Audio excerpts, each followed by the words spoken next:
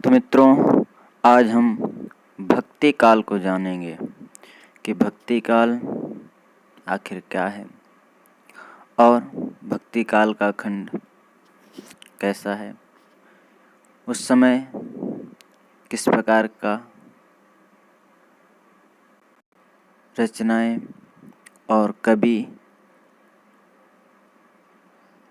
और उस काल का की विभिन्न प्रकार की गतिविधियों के बारे में जानेंगे। मित्रों, आप सभी ने देखा है, पहले हमने आदिकाल पढ़ा। जो मित्र अभी जुड़ रहे हैं हमारे YouTube चैनल एक कदम उन्नति के पथ से, उनसे मेरा निवेदन है कि वो पहले वाली वीडियो देखें और आदिकाल के बारे में जानें, उसके बाद भक्ति काल में, क्योंकि क्रम के अनुसार ही चलने से लाभ मिलता है। क्रम वो है जो, अगर हम कहें कि गिनती अगर चालू होगी तो 1 से होगी, ये नहीं कि 10 से तुम चालू कर दो आगे से, तो 1 से ही हमको गिनती को लेना होगा। तो इसीलिए पहले हिंदी साहित्य के इतिहास में पहले आदिकाल, उसके बाद भक्ति काल आता है। तो मित्रों, जो नए जुड़ रहे हैं मित्र, उनसे मेरा अनुरोध है कि वह सभी भक्ति काल को पढ़ने से पहले आदिकाल को भी देखें और भक्ति काल को भी पढ़ें। भक्ति काल के बारे में मैंने इसमें चर्चा की है, आप सभी देखें और अच्छा अध्ययन करें। तो मित्रों, आइए देखते हैं क्या है भक्ति काल। तो देखिए, आपको सामने दिख रहा होगा भक्ति काल। भक्ति काल से 2 काव्य शाखाएं जुड़ी, निर्गुण काव्य, सगुण काव्य। तो निर्गुण काव्य में कबीर, नानक, जायसी, मंझन आदि थे और सगुण काव्य में तुलसीदास, सूरदास। आप सभी विदित हैं, जानते हैं, आप विद्वान हैं सभी कि निर्गुण वह है जो किसी के स्वरूप को ना मानता हो, बगैर स्वरूप की जिनकी आराधना करता हो। सगुण वह है जो स्वरूप को देखकर पूजता हो। तो तुलसीदास जी आपको पता ही है, तुलसीदास जी भगवान रामचंद्र जी के स्वरूप का और उनके गुणों का वर्णन करते हैं। आगे हम देखेंगे कि तुलसीदास जी ने क्या क्या रचनाएं की हैं और सूरदास जी भी भगवान के स्वरूप का ही वर्णन करते हैं अपने रचनाओं में और वह भगवान को स्वरूप सहित मानते हैं। मित्रों, तो सगुण काव्य को आपको हमने अभी बताया कि राम भक्ति शाखा में तुलसीदास जी हैं और कृष्ण भक्ति शाखा में सूरदास जी हैं। तो भगवान राम की भक्ति जिन्होंने की वह कौन है? वह तुलसीदास जी हैं। और जो सूरदास जी थे वो कौन थे?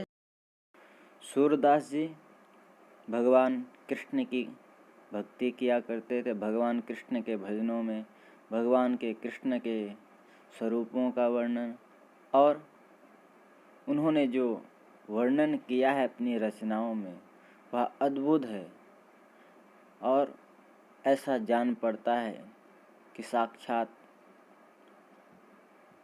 भगवान स्वरूप मान ही विराजमान हो, ऐसा वर्णन मिलता है। मित्रों, निर्गुण काव्य ज्ञानाश्रयी शाखा और प्रेमाश्रयी शाखा। ज्ञानाश्रयी शाखा संत काव्य और प्रेमाश्रयी शाखा जो है वह सूफी काव्य है। ज्ञानाश्रयी शाखा में कबीर, नानक आदि आते हैं और सूफी काव्य शाखा में जायसी, मंझन आदि कवि आते हैं जिन्होंने सूफी काव्य लिखा। और ज्ञानाश्रयी शाखा के संतों ने ज्ञानाश्रयी शाखा संत काव्य है।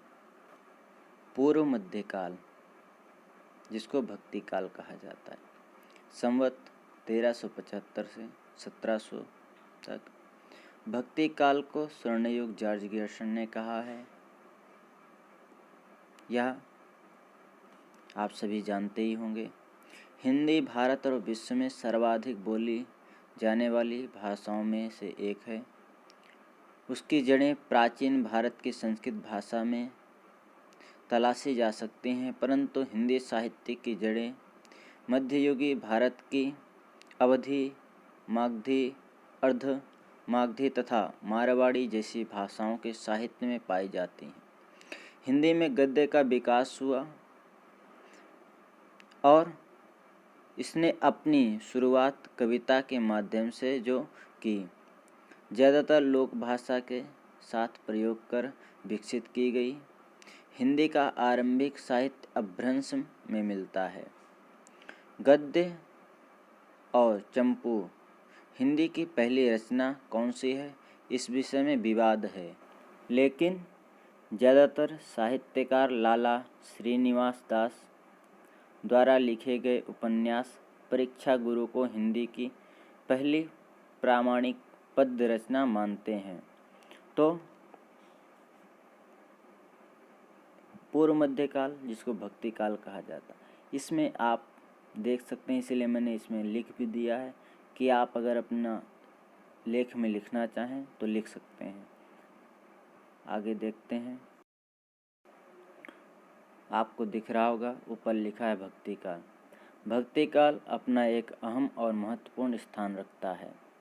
आदिकाल के बाद आए इस युग को पूर्व मध्यकाल भी कहा जाता है, जिसकी समयावधि संवत 1343 ईस्वी से संवत 1644 ईस्वी तक की मानी जाती है। यह हिंदी साहित्यिक दो प्रकार के हैं, धार्मिक साहित्य और लौकिक साहित्य का श्रेय युग है, जिसको जॉर्ज गैरसन ने स्वर्णकाल, श्याम सुंदर दास ने स्वर्णयुग, आचार्य रामचंद्र शुक्ल ने भक्ति काल एवं हजारी प्रसाद द्विवेदी ने लोक जागरण काल कहा है।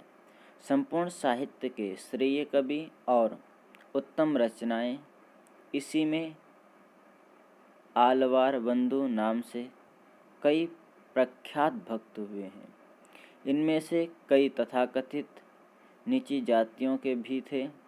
ये बहुत पढ़े लिखे नहीं थे, परंतु अनुभवी थे। आलवारों के पश्चात दक्षिण में आचार्यों की एक परंपरा चली, जिसमें रामानुजाचार्य प्रमुख थे। रामानुजाचार्य की परंपरा में रामानंद हुए। उनका व्यक्तित्व असाधारण था। वे उस समय के सबसे बड़े आचार्य थे। उन्होंने भक्ति के क्षेत्र में ऊंच नीच का भेद तोड़ दिया। सभी जातियों के अधिकारी व्यक्तियों को अपने शिष्य बनाया। उस समय का सत्र हो गया। जाति पाति पूछ नहीं कोई, हरि को भजे सो हरि का होई। कहते हैं जाति पाति पूछे नहीं कोई, हरि को भजे सो हरि का होई। रामानंद ने विष्णु के अवतार राम की उपासना पर बल दिया। रामानंद ने और उनकी शिष्य मंडली ने दक्षिण की भक्ति गंगा का उत्तर में प्रवाह किया। समस्त उत्तर भारत इस पुण्य प्रवाह में बहने लगा। भारत भर में उस समय पहुँचे हुए संत और महात्मा भक्तों का आविर्भाव हुआ। महाप्रभु वल्लभाचार्य ने पुष्टि मार्ग की स्थापना की और विष्णु के कृष्ण अवतार की उपासना करने का प्रचार किया। उनके द्वारा जिस लीला गान का उपदेश हुआ, उसने देश भर को प्रभावित किया। अष्टछाप के सुप्रसिद्ध कवियों ने उनके उपदेशों को मधुर कविता में प्रतिबिंबित किया।